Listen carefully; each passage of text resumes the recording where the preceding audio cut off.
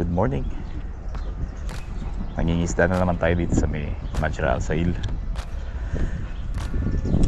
Although sa ibang area naman, nag-decide kami ni Dory, dito naman kami sa side na to ng spot kasi nakakita kami ng mga maraming isda. In this case, lure naman ang gamit ko ngayon. Since light rod lang itong gamit natin, 8 grams lang yung ating mga lure. Yan. May mga isda kaso feeling ko maliliit lang eh. Puro lapis na maliliit yung mga mahabol sa lure ko.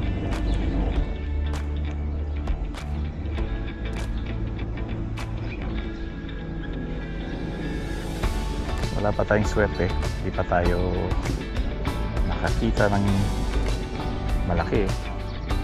Although may mga nakita ako dito, feeling ko mga sweet lips.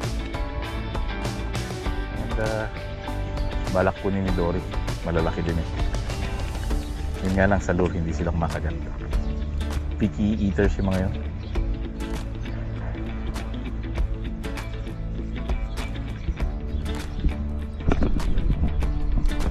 Ako nagbabakasakali pa rin, baka makahuli sa lure.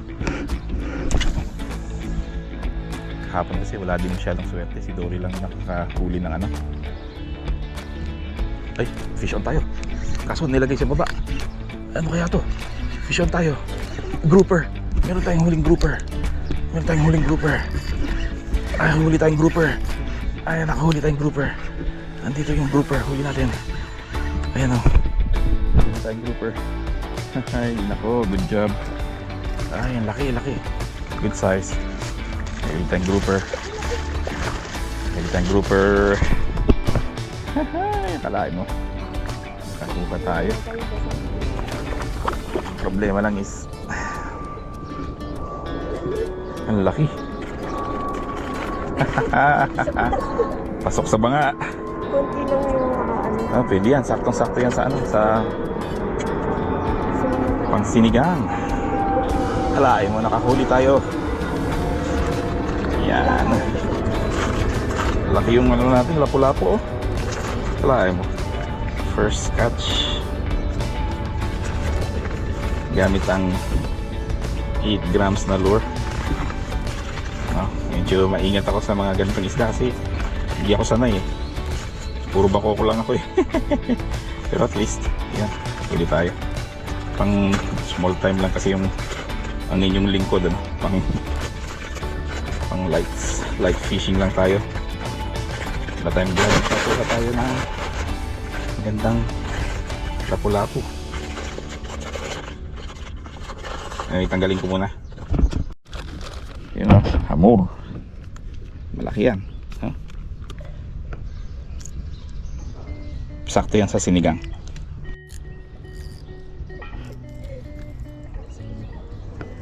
Swerte yung natin ngayon. Yung Surinoya na 8 grams. Nakahuli, kalain mo. Try pa natin, baka meron pa.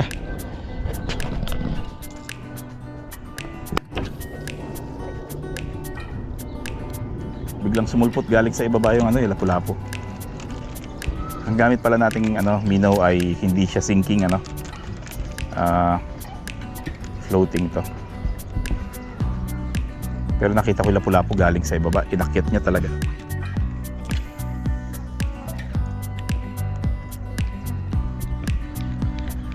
Nagkamali pa ako doon, hindi ko naluwagan yung drag ko eh.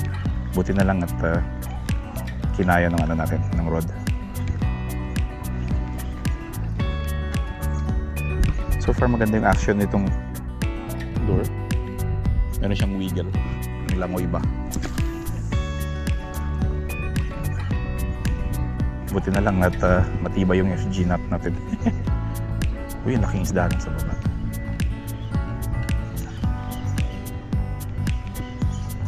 Uy, naka first blood tayo. Sana makasunod pa.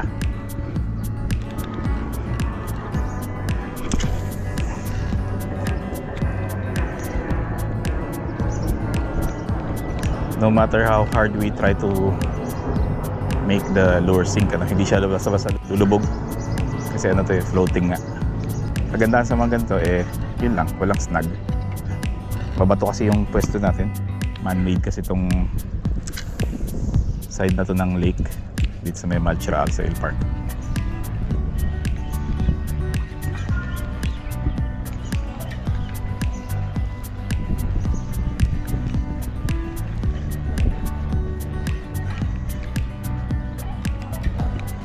Mukhang yun lang yata ang lapu-lapu ngayon ha. Makikipalit ako ng pwesto kay Dory mamaya.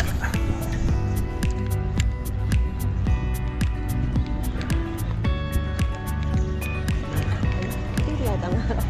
Maliliit. May huli si Dory. Maliliit. Bakoko. Bakq. Dito ako sa pwesto mo ha. So dito ako. Try natin dito. Excited din ako eh. Nakahuli tayo ng lapu-lapu after a long time. Hindi tayo naka ultralight ngayon. Light ngayon gamit natin. Pinalis ko kasi sa ano natin. Ay, nasnag ako. Wag. Anak na. Na-donate yata tayo. So, patay tayo dyan. Donate. Pa-fish on si Dory. Pwede na rin. Pwede na rin. Kunin mo na siguro. Kanina mas maliit. Malakapas. Malakapas ba yan? O sea bream? Parang sipri. Sea bream nga yata. Ang pangalan ko kaya alangan mo. Ikaw. Ang buhay. Laking krabo. Nakadonate tayo ng isang lure. So, iba naman gamit ko. Master Ellie Minnow. 8 grams.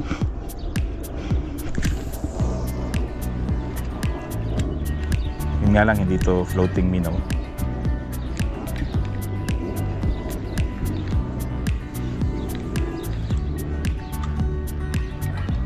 May times na hindi maganda yung langoy ng Master Ellie Minnow. Pero ngayon maganda siya ulit eh.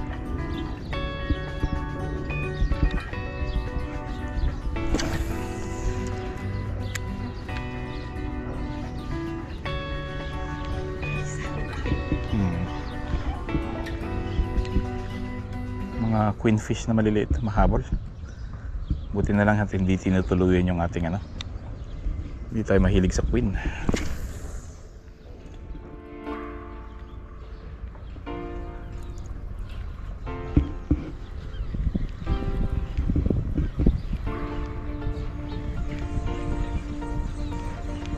Fish on ka?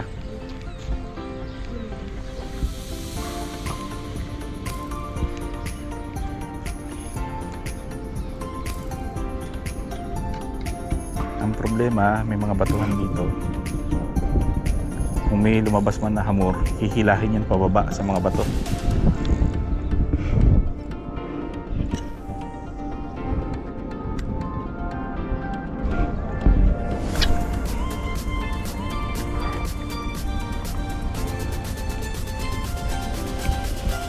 Pag medyo malapit na kayo sa mga ganitong bato, kailangan i-medyo taas nyo lang ng konti yung langoy ng ano nyo, lure. Hindi sasabit. Ito nga palang rod na gamit natin ngayon ay ano, fast tip, fast action. Medyo matigas yung dulo.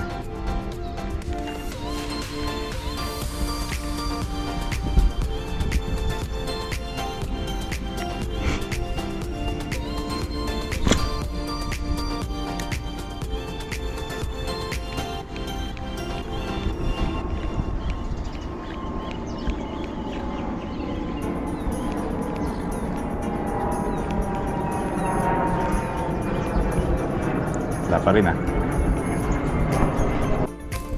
Positive folks, may isda na naman doon. Ang laki. Ang laki ang talas ng ngipin. Naputol niya yung ano. Yung ating ano, yung clip natin. Yung snap, kakuwari.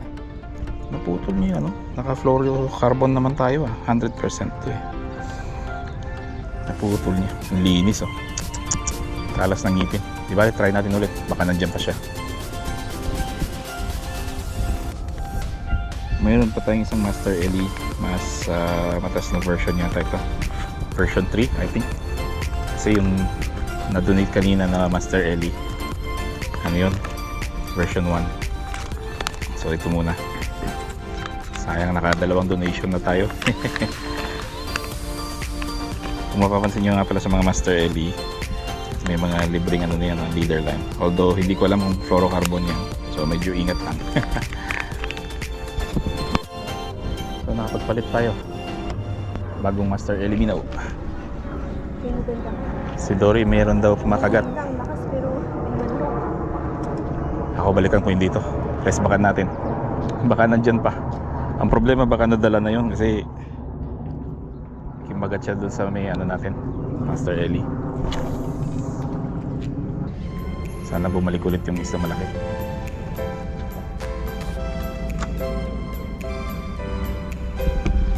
Tumataas na ng konti yung tubig.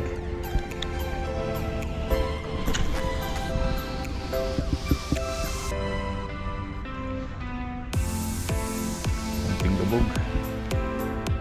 Speed jerk.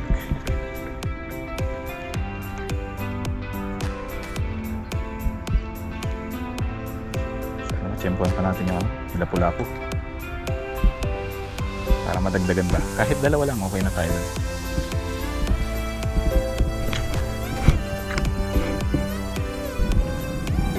Umiinit na nga kasi medyo tinanghali tayo ng gising ngayon. Ay naputol, ano ba yan? Siniswerte ka nga naman ako. 3 lure na na-donate natin ah. Hindi ko alam.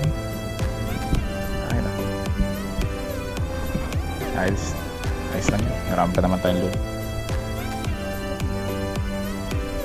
Kung wala na tayong LE, dala, pero meron pa tayo sa bahay. May mga Tsorinoe rulers pa tayo dyan. Sige, ibalik pa tayo ulit. Sayang oras. Kaya pala nag-donate yung huli, pumutok yung ano natin. Yung leader line. Bagong map na naman to. Di bali, okay lang yan. May time pa tayo.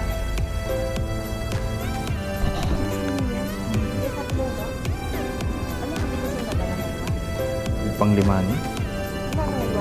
Yan. Hindi ako naman expect na mag-vision. Hindi siya ano rin Tsorinoe yung sa Elite. Buti na siya 20 na rin, 25.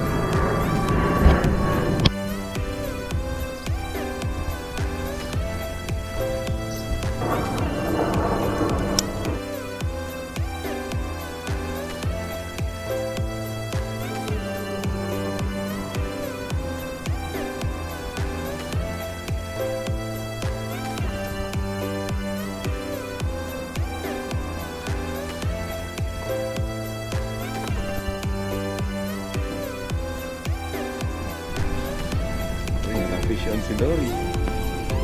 Bako po. Pwede siya ng 4G. Ay, dumudugo siya. Tumatalsik. Dahan-dahan sa paghawa kahit may gloves ka. Yun si Dory, nilinis niya yung dugo. Lagi po tayo maglinis kapag may mga nahuhuli tayong isda tapos maraming dugo. Hagis tayo ulit. Problema dito is hindi masyadong mabato sa part na to. Hindi ko mapaabot masyado doon yung natin, yung lure. 8 grams lang kasi to. Kaya karamihan yung mga lapu-lapu kasi mga grouper, ambush predator yun. Sa mga butas yan. Tsaka sila sa ilalim ng tubig. Yung ano to? Hindi lapis yun Yung mahabol na parang snapper. Hindi ko alam kung snapper ba yun. Kanuping yata yun. Emperor.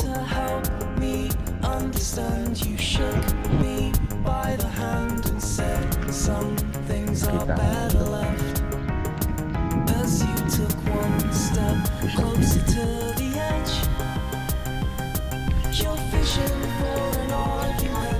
Ay. May mahabol na balo tsaka queen. Kala ko yun. Laki nung yung may whirlpool. Hindi whirlpool actually. Parang ripple sa tubig.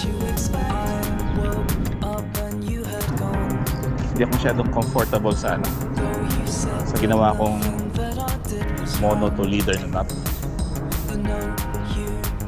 Hindi ko masyadong type yung ano, yung double uni. Maganda pa rin yung FG, mas smooth. Kapag kasi meron kang mono to fluoro, yung pagpasok ng ano, nung mainline mo sa ano, sa yung fluorocarbon mo sa guides, dapat walang ano, resistance. Nakaka-affect yun sa casting distance kasi. Tsaka di lang yan, baka pumutok din yung linya niya sa ano, sa abrasion.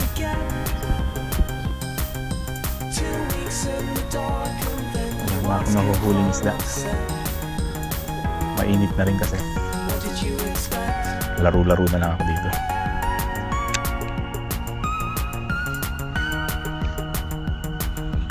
Nakakota na ako ng isda. So laro na lang tayo na ano, maliit na soft plastic. Baka may kumagat. Kung meron, edi wow. Kung wala, okay lang.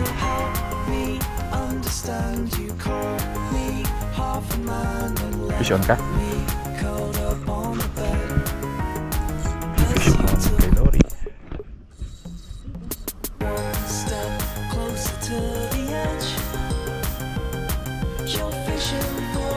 Pita mo ng konting drag mo. Ayan na siya. Dalawa pala oh. Dalawa. Foul hook yata yung isa. Dalawang bako. Magandang size na yan. Yung pakawalan niya.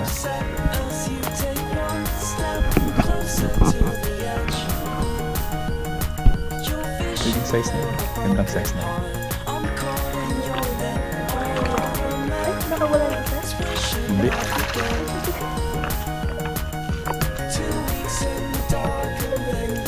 Magandang size na. Not bad. Kaliit-liit na nga lang. Ang tapang pa. Queenfish. Problema sa queenfish kasi pag kumagat yan hanggang sa loob eh. Ay hindi, nasa labi lang siya oh. Tatanggal mo siguro yan.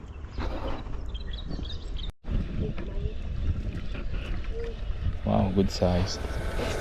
Sa Bakokro. Sa 4G. It's a 4G. No, it's not. It's a small bream. Wait. That's my phone. Yes, there you go. Maano lang siya, nasa taas lang yung ano niya, nasa labi lang. Magandang size lang. Alright. Bumabawi si Dory. Uy, nakasweet si Dory. Nasa labi lang. Sweet leaves. Kunin mo siya syempre. Ayos.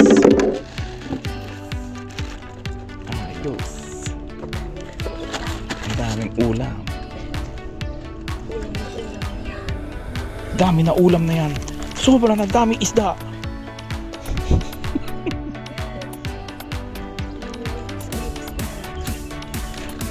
Dami na isda. Sobrang na dami yan.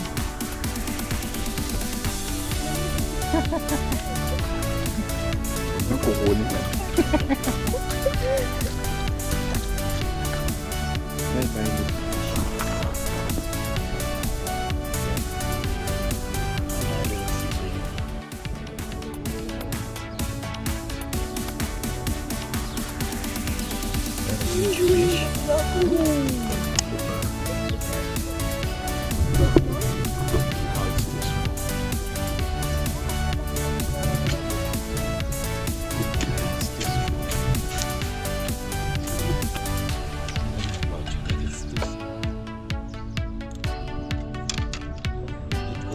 Bigger.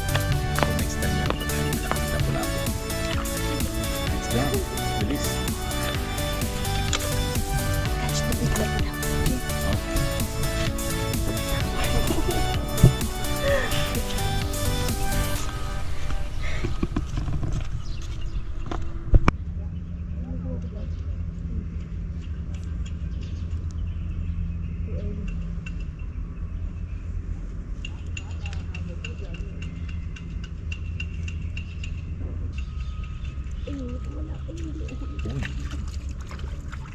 Malaki ah. Sa brim. Buti na sa labi lang. Help me again. You can do it. Yeah, you can do it. You can do it. Good job catching a big fish. Now you remove it. Don't squeeze the fish too much.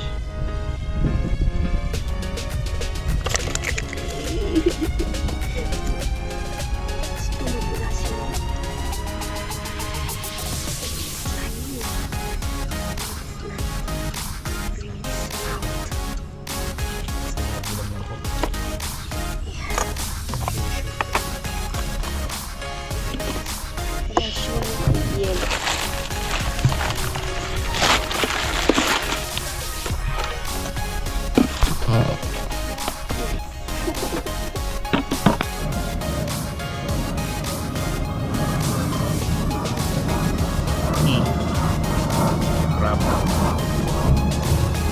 Blue crab. Tapakan mo. Tapakan. Bye bye crab. Sana dalawa na Huli-huli ka, di mo alam tabi. A few moments later. So guys, hanggang dito na lang muna yung video natin kasi na sumabit na yung rig ni Dory doon sa kabila. Napalakas yung tapon niya. Tsaka wala na rin siya.